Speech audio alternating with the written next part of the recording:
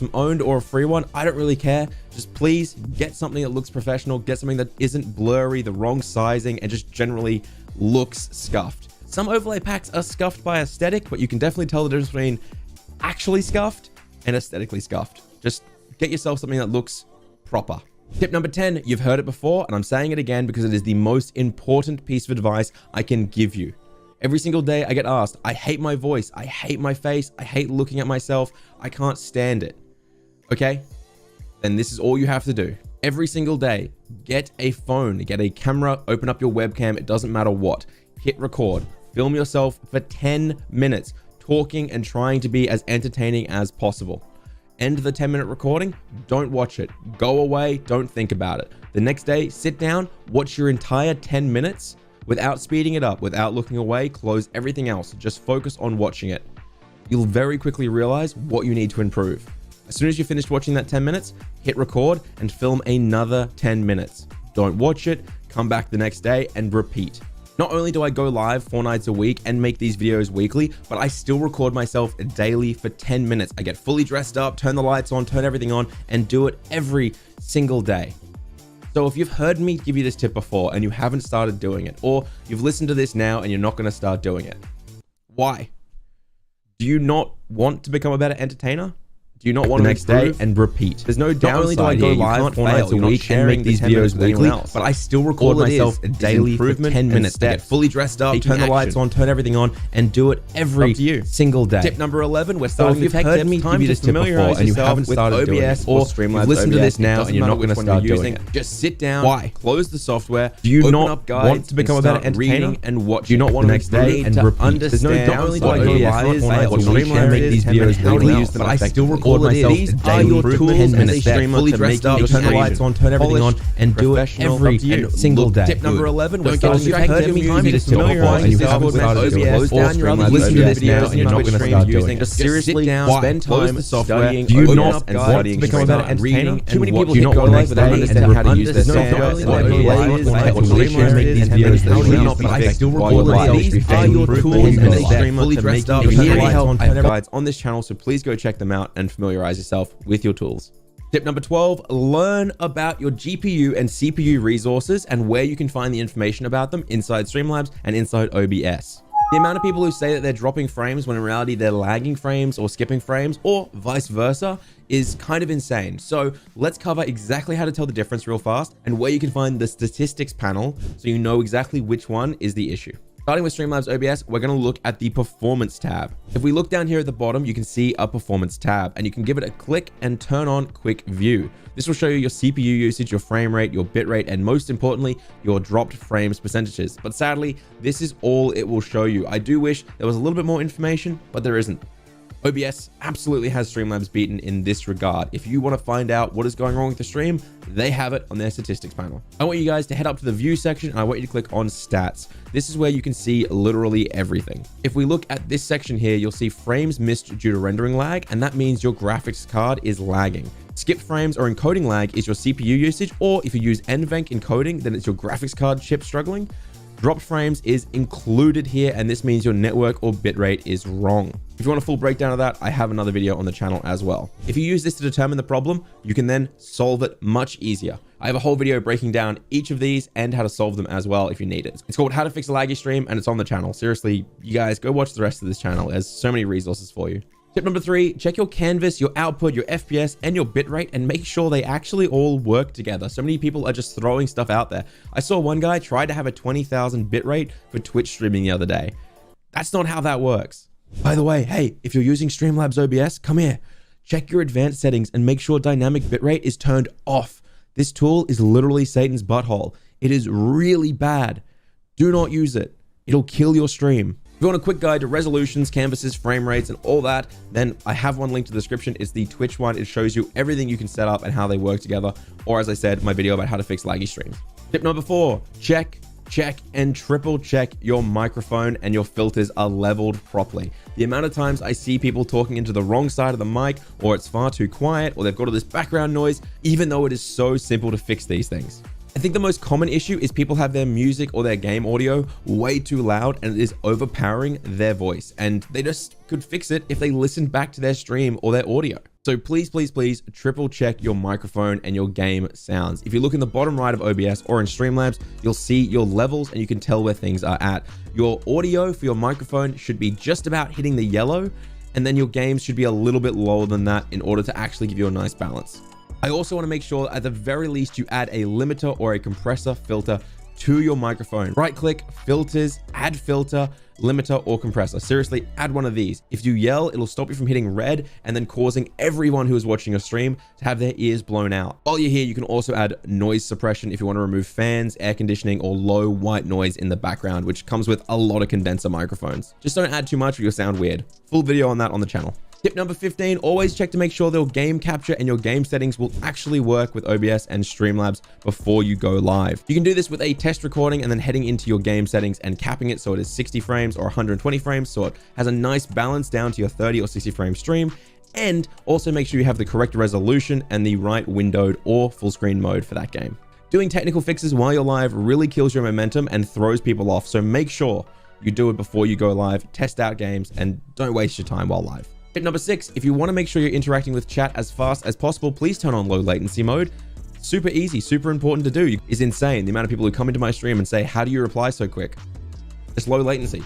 Just make sure you have the internet to support it, of course. Tip number 17, subscribe to the channel. Haha, using the same joke multiple times is very funny, isn't it? That's why I'm almost at 100k subs.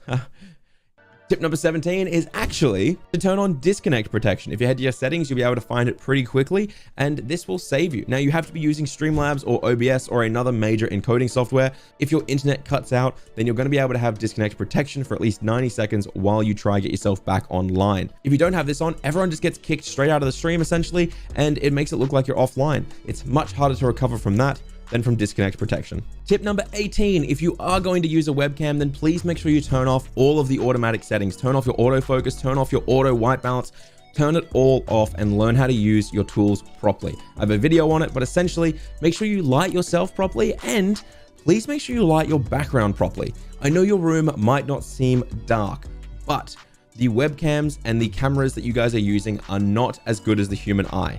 Our eyes will adjust and make it so our rooms don't look dark. Our cameras struggle to do that, so you will look like you're streaming from a basement or some sort of weird, creepy dungeon. Please. Tip number 19 is an extra one for the cameras. Please make sure when you put your webcam on screen, make sure you put your webcam in the middle on the left or anywhere on the right. Don't put it in the top left or the bottom left. Why? It's because your thumbnail, when you look at a category, has multiple overlays there, which will block your face. You need to have your face nice and visible so people are willing to click it at an eye's glance. To choose between being on the right or being on the left, it really comes down to where your eye line is. For me, if I'm looking at my screen, my eyes run this way, which means I should be placed on the left, looking across to the right. Now, if I had my eyes looking the other way towards the wall, it would look weird and jarring. Now, if I was looking from the right to the left, I would go to the opposite side and you can see the exact same thing. It'd be looking at the wall, so I have to turn to face this way. Bonus tip as well with your cameras. I feel like a lot of people have really large cameras in their gameplay and browsing scenes. If you hold Alt, you can just drag and make a perfect box or a square or really limit down your camera so it takes up less space. Just a bonus tip. You can actually do this with any source. Hold Alt and drag and it just crops it. It's brilliant. For my 20th tip and my last tech tip before we get into my growth tips, you may not want to hear it, but if your PC and your internet cannot stream, then stop trying to. Stop spending so much money upgrading your equipment and your internet and everything else just so you can stream and go live. You don't know if it's going to work out for you, so investing huge sums of money isn't a good idea when you're starting out. Instead, spend time making YouTube videos. It may be more time intensive to make a video, but it is a lot less resource intensive for your PC to record something, edit something, and upload something. If you do this, you can start building a base of content. You can practice your craft and become more experienced. And most importantly, if you want to keep streaming later down the line, you'll have someone to instantly start streaming to. And you wouldn't have put a huge sum of money into something without knowing if it'll actually pay off and work for you yet. I just don't want to see someone spend thousands of dollars on new internet or a new GPU just so they can encode while live, only for it to not pay itself off.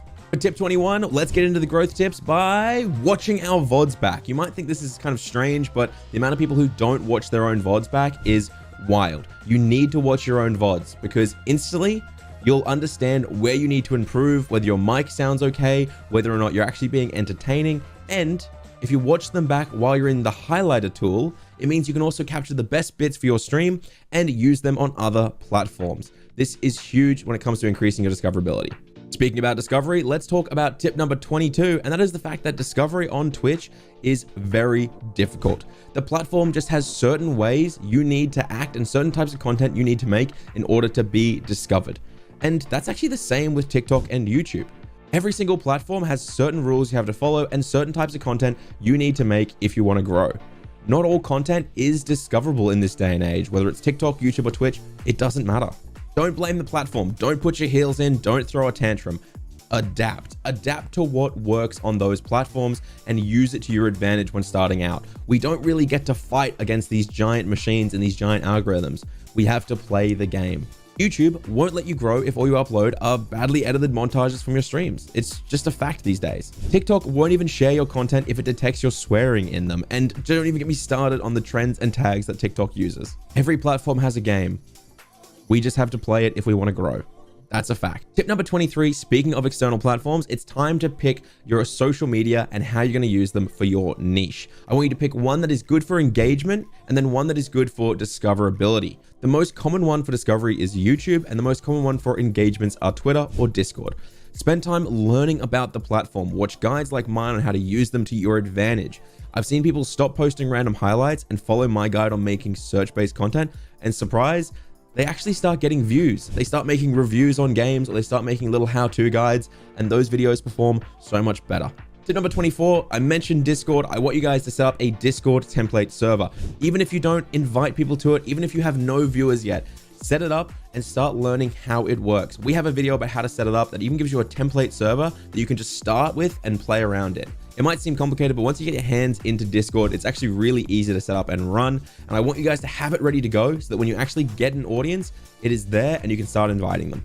Tip number 25, Twitch released a stat that says that 50% of the people who chat for the first time in a stream are more likely to come back to the stream again. If this is true, we need to set up a reason for someone to actually talk in your stream when they join. If you have a bot such as Streamlabs CloudBot, then you can set up timers and commands and more to help engage viewers.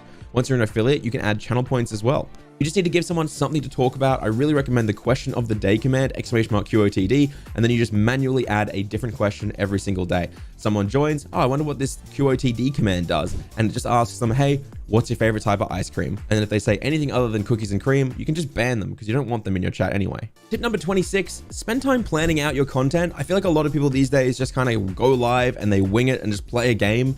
But you need to actually think about what you want to talk about, what kind of jokes you want to make. I'm not saying script everything, but just have a small page of fun things you want to talk about, because otherwise it's easy to get lost and just stop talking. You can narrate the game, but sometimes just having a little extra is really powerful when it comes to engaging people to actually start chatting. When you're more experienced as a creator, then yeah, you can completely wing it. But for now, I think sometimes planning stuff out that you can talk about really takes you the extra mile.